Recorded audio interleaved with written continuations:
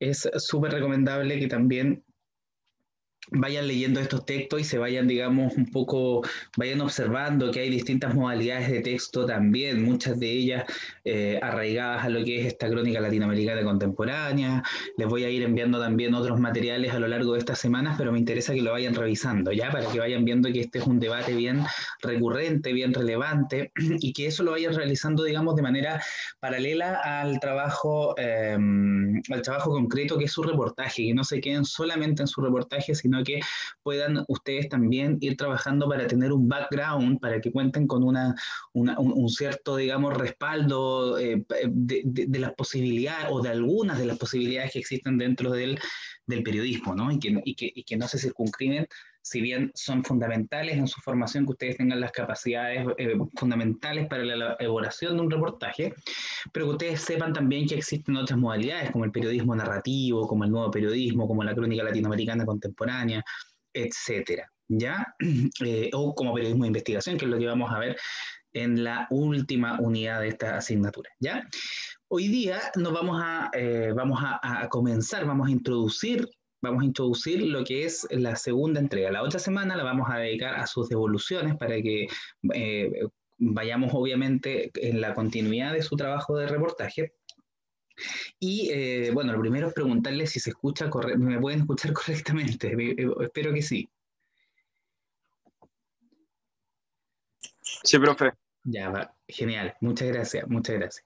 Bien, entonces vamos a comenzar ahora, como les digo, siempre es importante que tratemos de ingresar los primeros minutos porque después, digamos, me genera a mí un problema el tener que estar admitiendo y estar concentrado en la sesión, ¿ya? Eso es importante también como un gesto de responsabilidad, de respeto también por parte de ustedes, en el sentido de que a veces yo voy a comenzar, digamos, pues les voy a compartir hoy día un material que tiene que ver justamente con lo que ustedes van a realizar ahora, que es una introducción al tratamiento informativo, que es lo que vamos a enfatizar ahora en la segunda entrega de su reportaje. ¿Ya? Entonces, vamos a comenzar hablando de aquellas cuestiones generales del tratamiento informativo que ya las vimos, ¿cierto? Ya las conocimos cuando abordamos los criterios de evaluación de este tipo de trabajo, pero vamos a profundizar en algunas cosas que son relevantes. Entonces, esta clase va a ser súper específica y tiene como objetivo ya que ustedes comiencen a elaborar su plan de reporteo. Ya que ustedes a partir del planteamiento puedan elaborar ahora un plan de investigación, un plan de reporteo que les permita ahora sí acceder a las fuentes que van a ser las fuentes de su reportaje, ¿no? Aquellas que van a estar allí presentes, que van a estar señaladas y que van a dar el fundamento finalmente, que son la base de la historia que ustedes van a contar. Lo primero respecto al tratamiento informativo es señalar cuestiones que ya vimos cuando hablamos y esto es un anclaje ya para que ustedes la puedan recordar y saber de qué estamos hablando. Lo primero que cuando decimos que es un informativo de segundo nivel, que esto lo plantean algunos autores, no quiere decir, digamos, que esté por sobre el informativo, sino que lo que quiere decir es que ya no se circunscribe solamente a dar cuenta de un hecho, sino que, como dice el punto 3 de esta diapositiva, supone una valoración de esos hechos. Y eso significa ponerlo en relación con otros hechos, ¿no? Es decir, una problematización. ¿Vale? No es opinión porque no se trata, y yo creo que eso ya ha ido quedando debiese estar lo suficientemente resuelto ya a estas alturas, ¿cierto? Claramente no es opinión, ¿ya? Y lo que entrega, una de las cosas que ustedes van a desarrollar es la posibilidad de dar un contexto, ¿no? Un contexto que permita la comprensión de un fenómeno determinado, ¿ya? Aquí voy a ir moviendo algunas cosas mejor para que no parezca que está así escrito. Bueno, supone una valoración de los hechos, supone contexto, ¿no? Supone aportar a comprender un fenómeno, es decir, alguien que lea cualquiera de los reportajes que usted está realizando debiese llegar a comprender, ¿no? A dar cuenta del significado, cuáles son los significados asociados a las temáticas que ustedes están abordando. No solamente que se desarrolló una actividad, ¿cierto? Por ejemplo, el dar cuenta, no sé, hubo una charla, hubo una conferencia, no es solo eso, ¿no? Sino es poner los hechos en una perspectiva y darles una proyección, ¿no? ¿Qué elementos de contexto son relevantes socialmente? Y muchos de sus temas ya tienen aquello, ¿no? ¿Por qué? Porque ello viene de la selección y planteamiento que fue lo que trabajamos en la primera parte. Entonces, ¿Qué otro elemento es relevante? Bueno, perspectiva y proyección, hay un contexto y la actualidad no es solamente lo que pasó ahora, ¿cierto? Ese concepto de alguna manera bastante liberal, ¿cierto? De lo que sería la actualidad, sino aquello que es relevante socialmente y que podemos abordar en un momento determinado con herramientas, con elementos propios del periodismo. ¿Ya? Bien, entonces trasciende en ese sentido el concepto clásico de actualidad, y actualidad es todo aquello que suscita interés periodístico y no solamente aquello que ocurrió recientemente.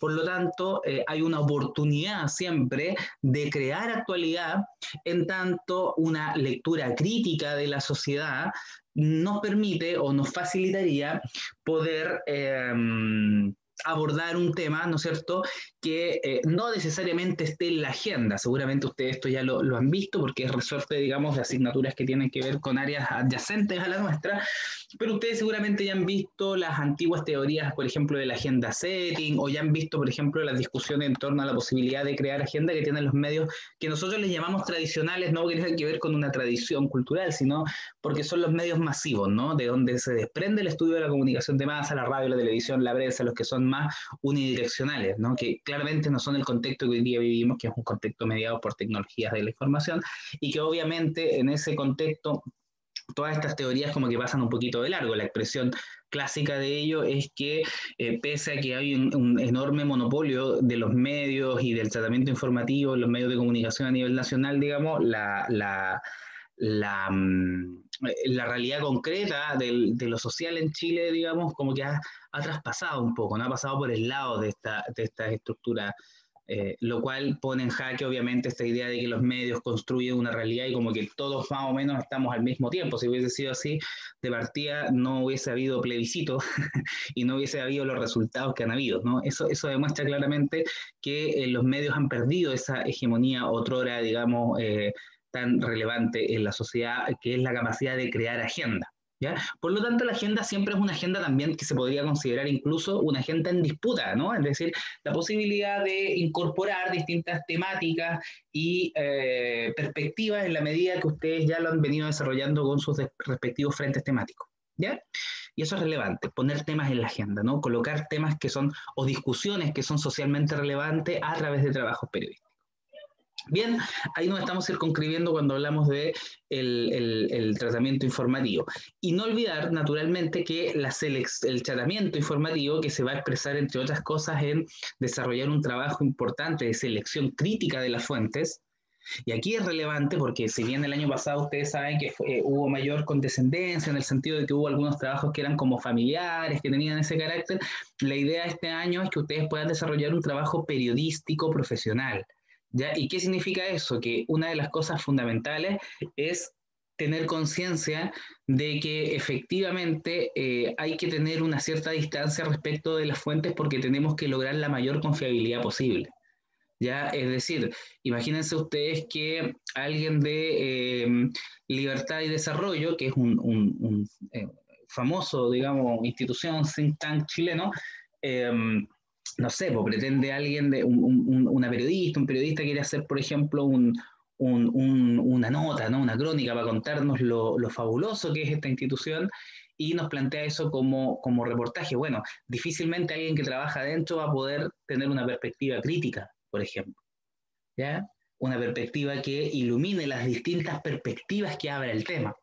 ¿Ya? Entonces, lo mismo pasa en términos de las fuentes que ustedes realicen, ¿ya? Y eso también va a ser parte de la evaluación este año, es decir, que ustedes ya comiencen a tener un tipo de trabajo, un tipo de aproximación periodística profesional. ¿Ya? Lo que no quiere decir que uno no se valga, ¿no es cierto?, de los contactos, de las relaciones sociales que uno va estableciendo, digamos, en los espacios en que se desenvuelve, pero cuidar mucho que la selección de las fuentes sea una selección crítica de las fuentes en relación a la selección y planteamiento. Incluso cuando hay conflictos de interés en estos temas, lo óptimo a veces profesionalmente es no abordar un tema si a uno le produce conflicto de interés. ¿Ya? Entonces, la idea es que ustedes de a poco, o sea, no de a poco, que ya están en estos momentos en tercer año, puedan ir adoptando ya un modo de trabajo profesional. ¿Ya? Entonces, selección y planteamiento nos va a dar las bases, por eso era tan importante y es tan importante que tengan clarito cuál es su tesis, cuál es el problema, ya no confundir esos elementos porque a partir de allí se desprende cuál va a ser la selección crítica de las fuentes, cuál va a ser en definitiva el plan de reporteo que ustedes van a tomar y que siempre se va a valer de la triangulación porque es necesario dentro de un planteamiento poder dar cuenta de las distintas posiciones que construyen el problema que ustedes van a abordar. ¿Ya? Dicho hasta ahí, ¿alguna duda para que entremos a una cuestión que es mucho más, que es introductoria, pero que es mucho más concreta?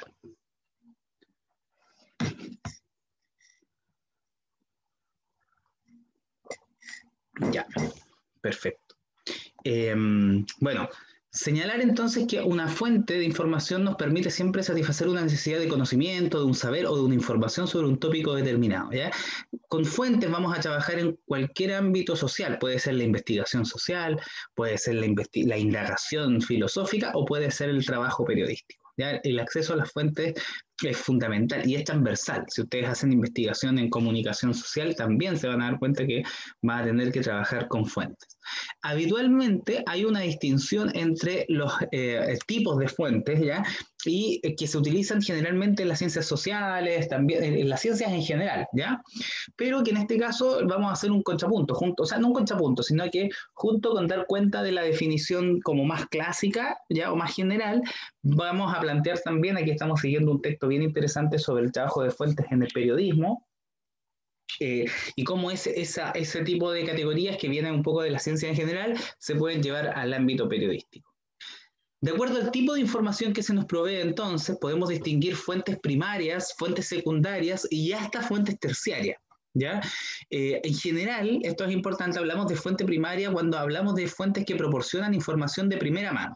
Y estas fuentes primarias para ustedes van a ser relevantes tanto en el trabajo periodístico, insisto, como en las áreas más de investigación social o de investigación en comunicación. Ya, por ejemplo, en el caso de la investigación hablamos de artículos, resultados de investigación, son fuentes directas para el periodismo, digamos, la publicación misma, el artículo que nos revela una nueva indagación. Por ejemplo, cuando se dice, bueno, artículo publicado por la revista Science demuestra tal cosa, por ejemplo. ¿Ya? Entonces ahí estamos en el ámbito de una fuente primaria. Cuando estamos, digamos, también con una fuente testigo o cuando estamos más, no con una fuente testigo, sino con alguien que vivió los acontecimientos, podemos hablar también por ahí de una fuente primaria. ¿Cómo se lleva esto al periodismo? Bueno, en el periodismo se plantea que las fuentes primarias o de primer orden, también denominadas fuentes primarias o de primer orden, están informadas por su propia participación en el hecho noticiable. ¿Ya? Esto es muy relevante, ¿eh? Y en el periodismo hay ejemplos muy interesantes de grandes trabajos que un poco revelan, tienen además un potencial de contexto informativo, en tanto trabajan o logran dar con fuentes primarias. Entonces, la fuente primaria en general es información de primera mano, en términos generales, y en el periodismo en particular se le puede entender como aquellas que están informadas por su propia participación en el hecho noticiable, ya sea como participantes o en condición de testigo directo, por ejemplo, cuando el acontecimiento que ocurre es un acontecimiento que incluso trasciende digamos, estoy pensando en un acontecimiento natural, por ejemplo, ¿cierto? Los testigos son observadores directos. Hechos que de repente son lamentables, pero que son cubiertos por la prensa, como estoy pensando a lo mejor en un terremoto, estoy pensando a lo mejor en etcétera. Bien, si por un lado tenemos fuentes primarias, inmediatamente luego, según el acceso, tenemos fuentes secundarias, ya que proporcionan información de segunda mano, por ejemplo, los resúmenes que nos proporcionan información sobre las fuentes primarias. Estoy hablando resúmenes de congreso, por ejemplo, que son una modalidad típica en el ámbito de la comunicación social y de las ciencias en general. Ciencias sociales, también un poco en las humanidades, o sea, también en las humanidades diría yo, sobre todo porque los congresos son instancias del desarrollo de las distintas especialidades, ¿no? O campos del conocimiento. Entonces la bibliografía que sobre la publicación, ¿cierto? Donde está referenciada, pudiese ser una fuente secundaria. Y en el periodismo, ¿cuál sería una fuente secundaria o de segundo orden? Aquellas que se informan mediante los relatos informativos que de manera oral y escrita buscan o reciben de las fuentes primarias. ¿Ya? O sea, ahí habría una fuente secundaria, por ejemplo. Y uno tendría que ver cómo, por ejemplo, cómo la relación con las fuentes va a ser clave. Muchas veces en el periodismo, que es más el periodismo de la calle, cuando digo eso me refiero al periodismo del día a día, ¿cierto? El periodismo que está levantando información diaria de los acontecimientos, que está en el terreno, ¿no? Que está a eso quiero llegar. Eh, se construye fundamentalmente en la relación con la fuente, lo cual genera también algunas dificultades que uno siempre tiene que ir discutiendo de forma crítica, ¿cierto? ¿Cuáles son los alcances, los tipos de vínculos que se establecen, etcétera, etcétera, etcétera, ¿ya? Y por último, en el caso de las ciencias sociales en general, o de las ciencias en general, fuentes terciarias que proporcionan información de tercera mano, es decir, información sobre la fuente secundaria, que generalmente todo este reconocimiento de tipos de fuentes, ¿para qué lo hacemos? Es cuando queremos obtener algún tipo de información, ¿no? Y no contamos todavía con la información de primera mano en torno a un tema, diccionario o bibliografía de la bibliografía. ¿Ya? Existen también estas fuentes terciarias. Ojo que ustedes también están, y yo desconozco exactamente cómo lo desarrollan, ¿cierto? Porque no es el área en que yo me desempeño, pero sí un poco profesionalmente conozco el ámbito vinculado a las artes, por ejemplo, y yo sé que ustedes en este momento están también en tercero, les corresponde, según la malla, iniciar un proceso de especialización, de difusión, tanto en el ámbito científico, ambiental, como en el ámbito artístico, ¿cierto? Cultural. Entonces, por ejemplo, este acceso de la fuente es relevante porque si yo voy a trabajar, por ejemplo, cubriendo arte musicales, por ejemplo, es importante de alguna manera ponerme al día o lograr cierto grado de especialización en esas expresiones artísticas, por ejemplo.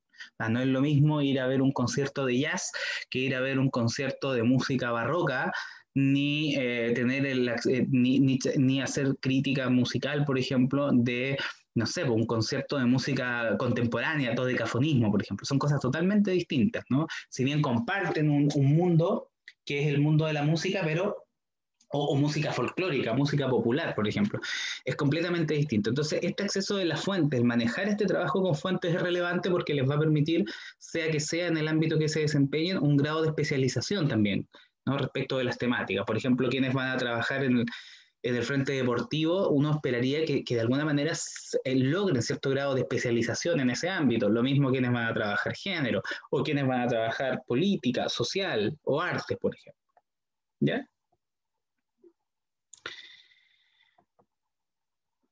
Bueno, ellos se relacionan entonces, bueno, Mar de Foncuberta es una periodista, investigadora, la verdad, de larga trayectoria en los estudios o sistematización, siempre en el plano del periodismo. Y ella en general plantea esto, ¿no? Que hay noticias de primera mano, aquellas en las que el periodista, como ha asistido personalmente al acontecimiento, se basa en su testimonio directo. Hay otras que son de segunda mano, aquellas en las que el periodista conoce la información a través de las declaraciones de un testigo directo, no personalmente. Para ella eso sería una noticia de segunda mano, ya porque ahí está mediando la figura del periodista. Es distinto, por ejemplo, cuando ustedes dicen, bueno, vamos a cubrir en directo, por ejemplo, sé, una situación, ya hablábamos hace un momento, hace días se conmemoró el terremoto del 60, por ejemplo, ¿no? Entonces, estar ahí, observar, generar una crónica, eso sería una noticia de primera mano. Hacer una reconstrucción de aquello en base a quienes lo vivieron sería una noticia de segunda mano. Y noticias de tercera mano, aquellas que se basan en la información suministrada por una fuente que a su vez fue informada por un testigo del hecho, ¿ya? Que también puede darse. Lo importante entonces es aprender a relacionarse con fuentes directas especializadas. Eso es muy relevante porque la idea es que ustedes puedan llegar a las fuentes más calificadas y cualificadas posibles respecto de la selección y planteamiento que ustedes ya establecieron. ¿Ya?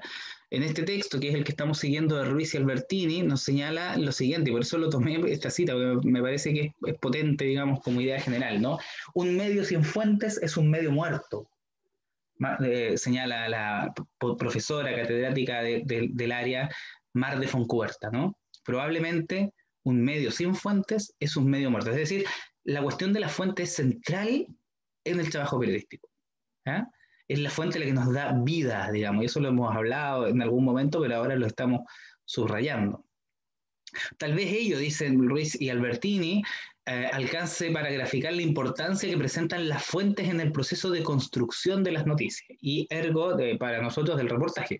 Y si esto sucede, es por una razón tan sencilla como frecuente, a menos que se trate de hechos programados, una sesión parlamentaria, una competencia deportiva, un espectáculo, la mayoría de los periodistas no ha sido testigo presencial de aquello sobre lo que informa.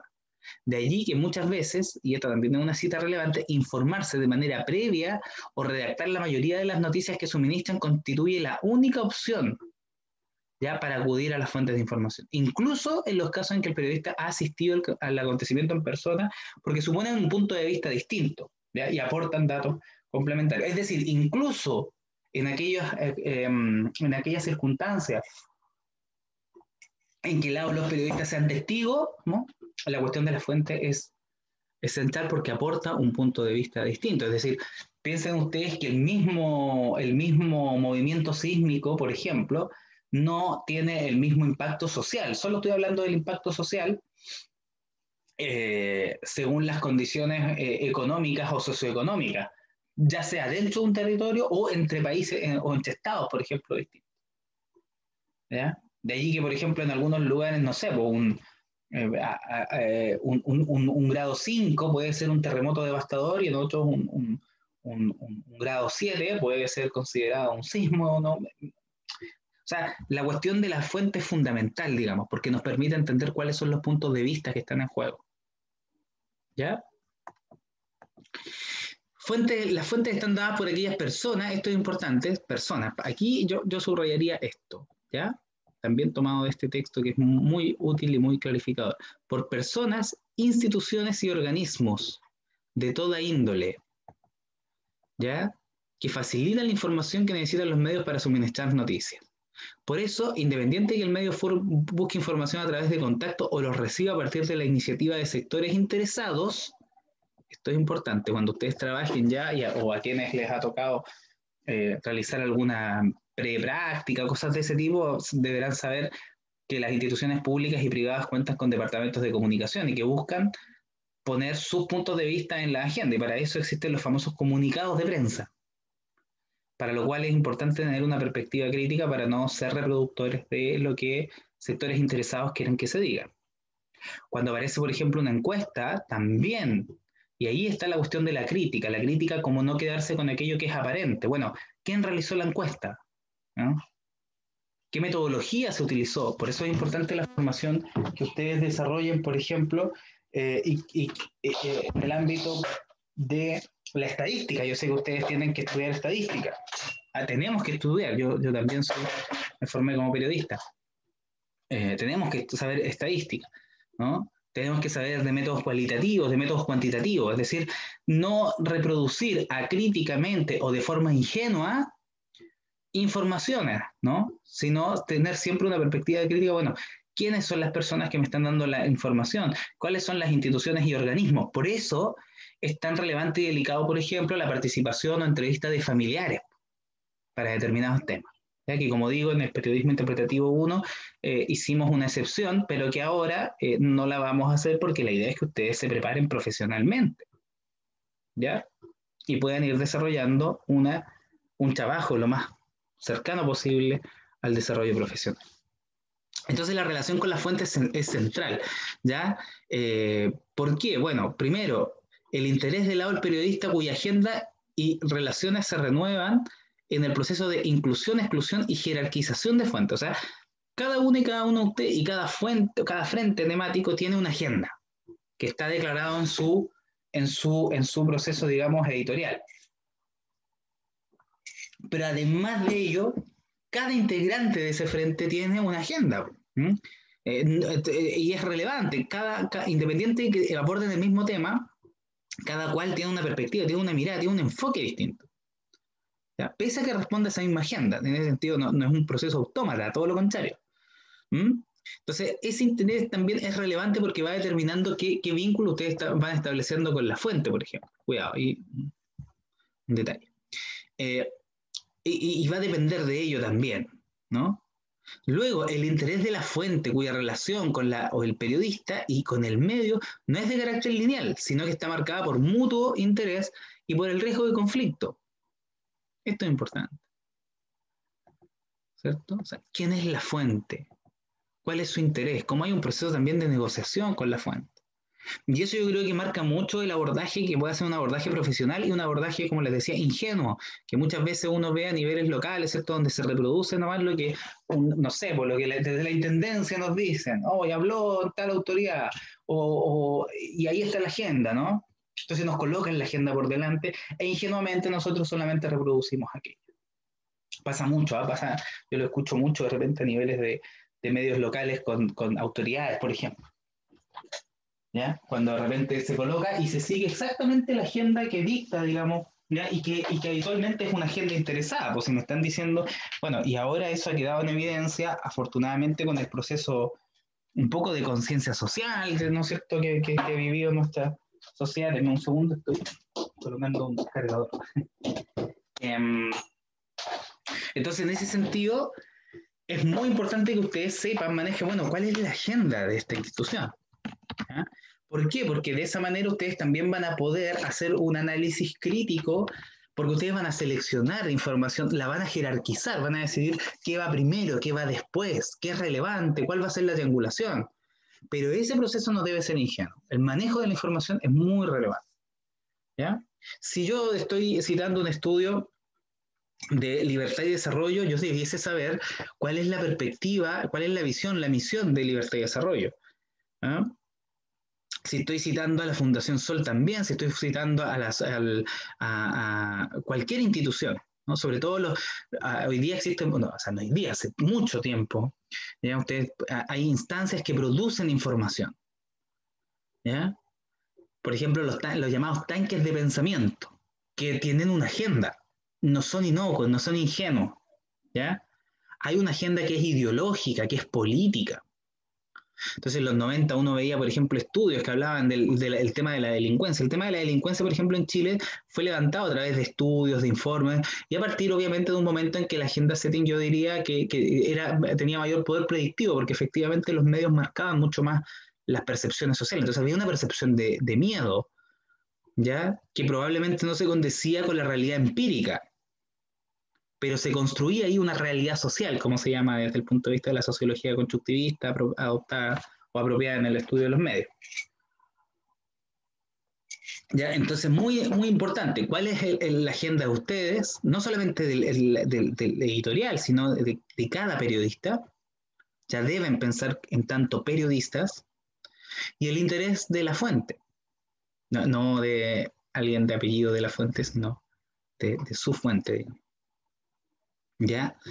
Eso es importante. ¿Cuál es la agenda? Y ser consciente. De ahí viene la crítica. La crítica en el sentido de no tener una mirada ingenua. El medio de comunicación cuya línea editorial, prestigio y credibilidad pueden lograr el acceso a determinadas fuentes o el alejamiento de otras. Eso es muy relevante. ¿No? Muy relevante porque muchas fuentes se acercan a determinados medios en función de su línea editorial. Por ejemplo, los sectores que pertenecen a la élite generalmente uno los puede ver en medios como el Mercurio, por ejemplo, medios que forman parte, digamos, de la estructura de poder de este país, independiente de que no necesariamente sean los medios más leídos. Si hoy día el nivel de lectura yo creo que es muy bajo, ¿no? Pero no así las influencias, ¿no?, que existen en determinados espacios. Por lo tanto, el acceso o alejamiento de fuentes respecto de los medios o de determinados medios, ¿no? Luego, el proceso productivo a partir del cual los medios tienden a trabajar preferentemente con aquellas fuentes que les brindan materiales noticiosos ya acabados y que no precisan de la reelaboración del periodista. Eso tiene un riesgo, ¿eh? Y eso lo dice a Armenti Caminos, que también tiene trabajo sobre periodismo de investigación. Pero ahí hay que tener siempre un riesgo porque justamente aquellas fuentes que vienen reelaboradas justamente vienen con intereses. Cuando uno ve, por ejemplo, los comunicados de prensa buscan poner ciertos temas en la agenda, no son inocuos. Entonces, lo primero en esta sesión introductoria del tratamiento informativo es que ustedes vayan desarrollando una conciencia de las fuentes. ¿Ya? Albertini habla de, bueno, que ciertas características que son relevantes, como la productividad, que se presenta cuando la fuente se distingue por proveer información clara, comprensible, interesante y fácilmente verificable, ¿no? Es muy importante que ustedes siempre, la información tiene que venir contrastada. Una vez, el doble contra, bueno, después vamos a hablar incluso de eso, ¿no? La información tiene que ser clara, comprensible, etcétera, ¿no? Confiabilidad tiene lugar cuando la veracidad y exactitud de la información que aporta una fuente hace que éste exija un menor nivel de verificación. ¿Ya? Siempre tienen que estar preocupadas y preocupados de la verificación. Aunque la constatación de esta condición es una tarea continua, muchas veces este rasgo garantiza que la verificación de la información se presente como casi innecesaria, es decir, pero eso, digamos, tiene que ver casi con una cuestión valórica, diría yo, ¿no? Lo que no quita que siempre hay que estar pendiente de operacionalizar también la búsqueda de criterios de veracidad. Y la autoridad, que siempre en el periodismo ha sido un tema relevante, este aspecto resulta central, dice Albertini, puesto que la referencia a fuentes autorizadas es lo que aparece como instancia legitimadora, dice, de una información controversial. Corrección e inteligibilidad son las cualidades que tornan una fuente adecuada, especialmente en los casos de entrevista que deben ser publicadas o emitidas al aire. Y eso hoy día sí puede ser relevante, sobre todo en un contexto como el que estamos viviendo, donde circula mucha información, pero al mismo tiempo mucha mala información, ¿no? Entonces, claro, si vamos a hablar no sé, pues ustedes mejor que yo, porque manejan mucho más las redes sociales, saben que, no sé, cada cierto tiempo aparece este amigo o amiga, amigo del amigo, ¿no? Que de repente aparece con, oye, hay un estudio que dice que el COVID, el año pasado, por ejemplo, cuando no había menor todavía información que ahora, era un chiste, ¿no? Era como diario eso, ¿ya? Y aquí, en cambio, es importante calibrar, obviamente, lo suficiente, pero tener claridad de cuáles son las fuentes asociadas a un determinado tópico, ¿ya? Y ahí, por ejemplo, no sé, pues existe la OMS a propósito de, ¿no? Existe también una institucionalidad a nivel nacional, etcétera. ¿Ya? Entonces ese criterio de autoridad siempre ha sido un criterio relevante dentro del periodismo. Y por último, un punto que no es menor, que es relevante, ¿ya? Que son los tipos de atribución, ¿no? La atribución, porque ya dijimos que no era opinión, esto no es opinión. Y nosotros siempre manejamos dos grandes como en una suerte de blanco y negro, ¿cierto? El on the record y el off the record, que son conceptos clásicos del uso del periodismo, ¿ya? Que por un lado tenemos la atribución directa, que es la clásica, se cita la información y se identifica la fuente, ¿cierto? Como cuando ustedes colocan cargo, nombre y la cita, o la paráfrasis. ¿M? Y luego la atribución con reserva total, cuando hay informaciones que no se pueden publicar ni, por consiguiente, atribuir a fuente alguna. Sin embargo, esos off the record sirven muchas veces, y lo vamos a ver en la unidad siguiente, cuando tratemos periodismo de investigación. Hasta ahora nadie está realizando aquí periodismo de investigación, porque básicamente lo que ustedes están aprendiendo a hacer es la reelaboración básica del reportaje, ¿ya? El reportaje interpretativo, pero en el periodismo de investigación, donde hay temas que son más complejos, ¿no es cierto?, donde muchas veces hay incluso problemas contra la integridad de los periodistas, ¿no? Les doy de inmediato un libro, ¿no? Los zarpazos del Puma, ¿no? Libro de periodismo de investigación, insisto, estoy adelantando algo que vamos a conversar en la unidad siguiente, pero en tanto su autora la trabajó, digamos, Patricia Verdugo, lo trabajó durante la dictadura. Imagínense el riesgo hacia su propia vida, ¿no? El realizar un trabajo. Entonces, el off the record es fundamental y tiene que ver, justamente en el periodismo, o sea, en muchas situaciones complejas, tiene que ver con el cuidado de ciertas informaciones. ¿Ya? Pero entre ellos también este texto que venimos siguiendo, ¿cierto? Nos plantea algunos puntos intermedios, es decir, que no todo sería solamente comunidades, digamos, totalmente binarias, ¿cierto? Entre la atribución directa, entre el on the record y el off the record, sino que también hay unos puntos intermedios, y entre ellos aparece la atribución con reserva, donde se cita la información, pero la fuente no se identifica explícitamente, solo se la bosqueja y sitúa para orientar al lector sobre la procedencia de la declaración, ¿ya? Atribución con reserva obligada, la fuente no se identifica y las informaciones se publican como si fueran propias, ¿ya? Ahora, nosotros, para efectos de, insisto, como no estamos en el ámbito del periodismo de investigación, generalmente nos movemos entre el on the record y el off the record. Ahora, se ha hecho una práctica en Chile y yo espero que ustedes estén leyendo prensa también, porque hay medios que trabajan mucho con esto, ¿no? Con esas atribuciones de reserva, por ejemplo, o atribución de reserva obligada, cuando se da una información y se señala que fue una fuente cercana y en realidad todos saben que la fuente cercana es la misma fuente que no quiere salir, digamos, no quiere ser atribuida. Y eso es porque en un espacio como el chileno se generan relaciones de poder y dentro de esas relaciones de poder hay relaciones de dependencia de la información también. ¿Ya? Y eso lo van a observar seguramente cuando ustedes ya entren al mundo laboral y sobre todo en determinados medios que están más vinculados al mainstream. ¿Ya? Entonces, es muy cortito, o sea, no es tan cortito, solo que avanzamos rápido hoy día, pero esta es la sesión introductoria que yo quise compartirles con miras a el tratamiento informativo, que es lo que vamos a ver a continuación. Es decir, que ahora, ¿cuál es la tarea que ustedes tienen que empezar a realizar? Su tarea, ¿ya? Es comenzar a preparar un plan de investigación y de reporteo donde identifiquen conscientemente cuáles van a ser las mejores fuentes para sus reportajes. Y esas fuentes tienen que contener tanto las fuentes primarias como las fuentes secundarias con sus respectivas triangulaciones. ¿Ya? Eso es lo que ustedes tienen que trabajar ahora. Debiesen comenzar ya esta semana a elaborarlo. La próxima semana vamos a hacer sesiones de diálogo sobre sus avances, ¿ya? Y la idea es que ya ustedes vayan realizando su plan de reporteo y ejecutándolo, es decir, realizando las entrevistas con mira a incorporar las fuentes. ¿Ya? ¿Alguna duda?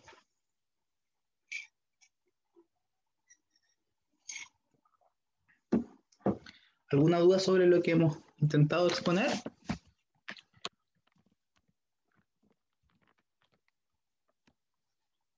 ¿No? ¿Está claro? Parece que está clarito. Asumo si no hay dudas que está claro. Está clara la exposición.